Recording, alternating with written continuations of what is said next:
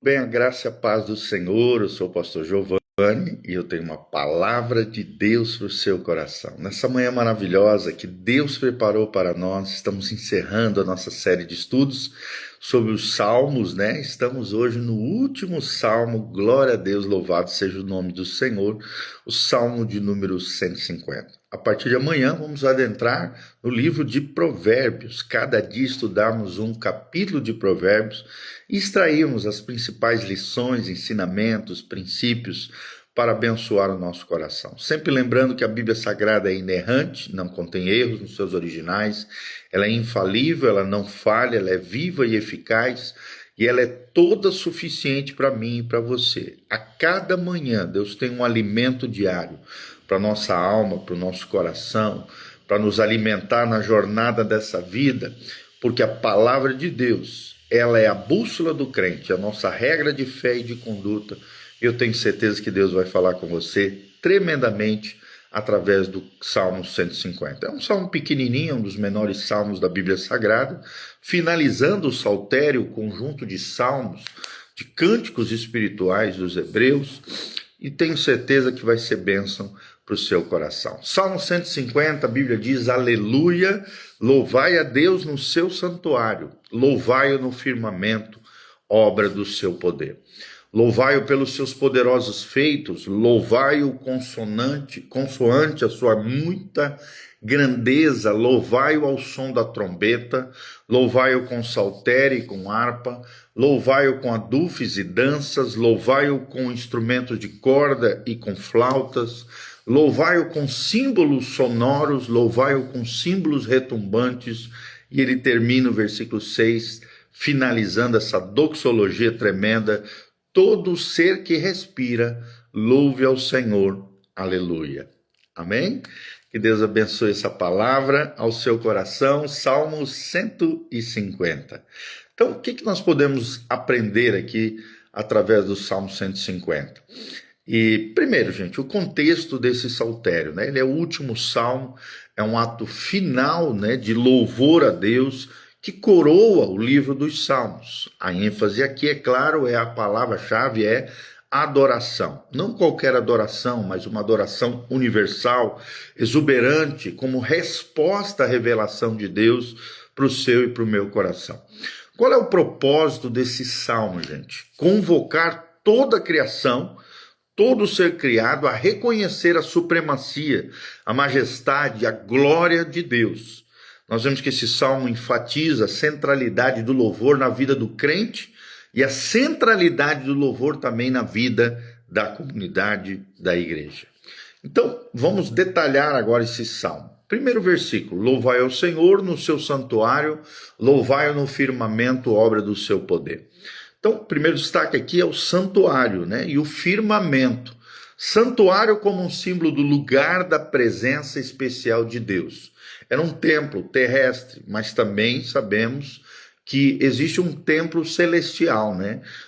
Algo celestial com relação ao santuário, que é o céu, a morada de Deus. Vemos também o firmamento aqui como uma manifestação cósmica, né? O firmamento como um símbolo do céu, a manifestação cósmica do poder criador de Deus.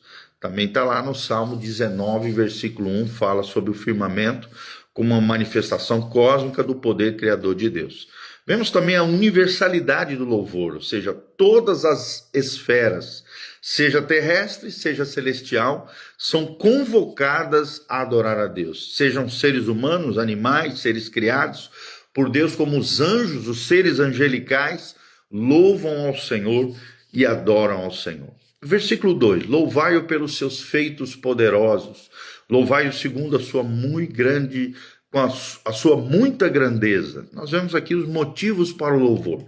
Feitos poderosos fala de atos históricos de Deus, na criação, na redenção e na providência de toda a sua criação, inclusive do seu povo. Vemos a grandeza de Deus, ou seja, a sua natureza infinita, a sua santidade extraordinária, a sua majestade esplendorosa, a grandeza do nosso Deus. Vemos uma resposta humana diante de tudo isso. O louvor não é um louvor qualquer, mas sim um louvor que deve ser proporcional ao caráter de Deus e às obras de Deus, aquilo que Deus tem feito no meio do seu povo.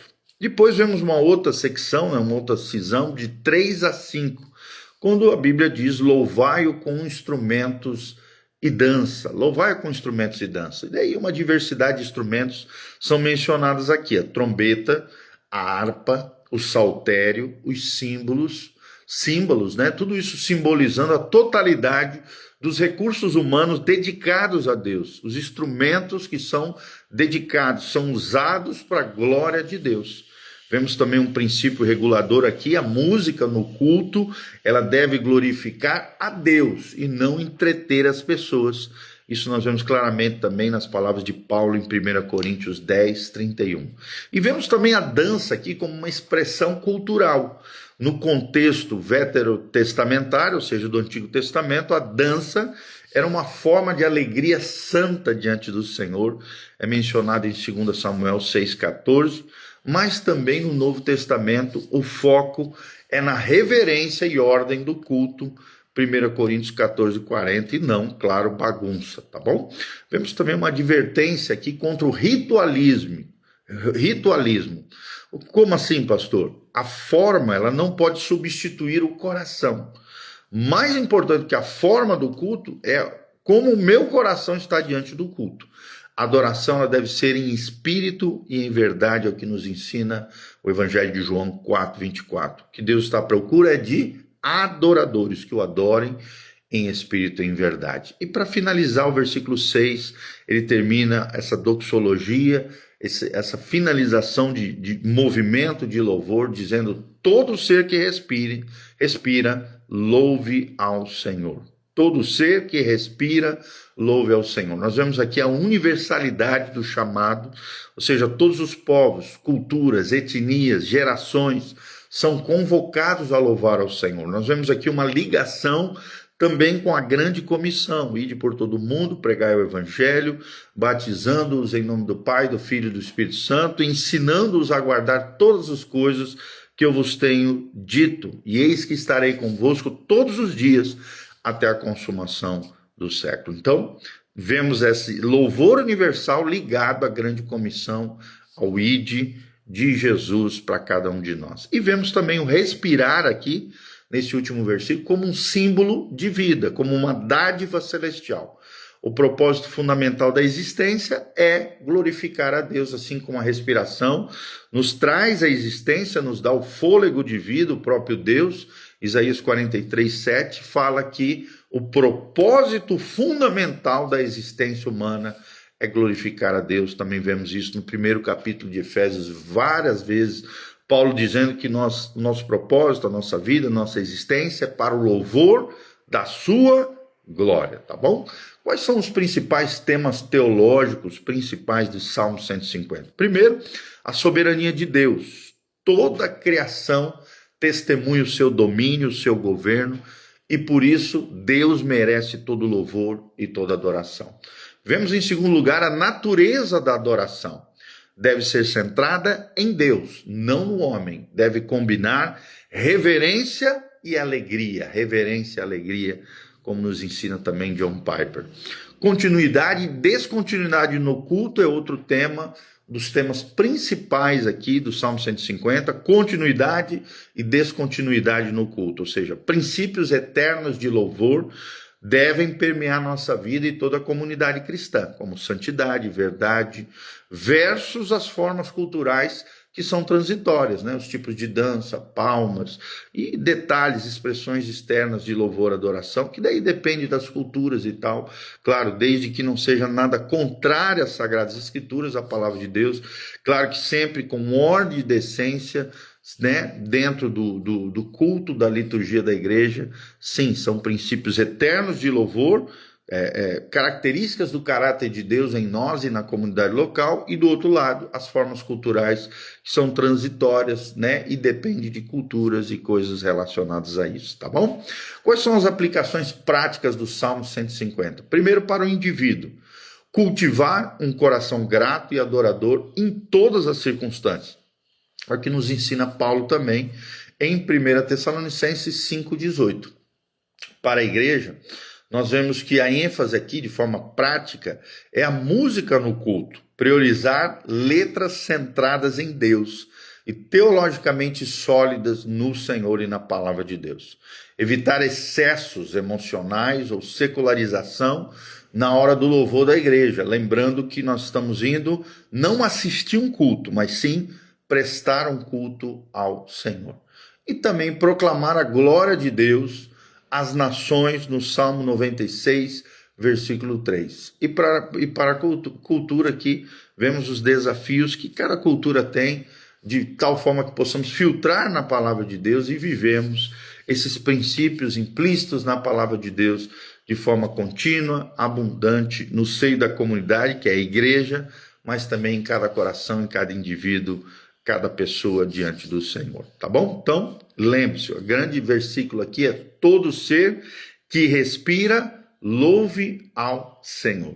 Possamos aprender com o Salmo 150, que possamos aprender aquilo que aprendemos ao longo de toda essa jornada do livro dos Salmos e que possamos colocar em prática esses princípios e valores no nosso dia a dia, na nossa vida cristã, tá bom? Lembre-se da soberania de Deus, lembre-se da natureza da adoração e lembre-se que existem elementos eternos do louvor, mas também existem formas culturais que são abençoadoras e que somam nessa adoração coletiva universal através das comunidades cristãs e das nossas igrejas, amém? Então não deixe de ir na igreja, venha na igreja. Hoje mesmo nós temos o culto da fé às 20 horas, você não pode ficar de fora, venha participar conosco, venha ouvir uma palavra para abençoar o teu coração, tocar na sua vida. Vamos estar orando pelas pessoas. Toda terça-feira temos o Instituto Bíblico às 19h30 na nossa comunidade, 2h30 de aula de teologia, espiritualidade, liderança, vida cristã, toda terça-feira às 19h30, e no domingo 2 cultos, às 9 horas da manhã, vamos ter Santa Ceia nesse próximo domingo, 9 horas da manhã, Escola Bíblica Dominical, Santa Ceia do Senhor, e às 19h30, Pastor Giovanni ali ministrando para você.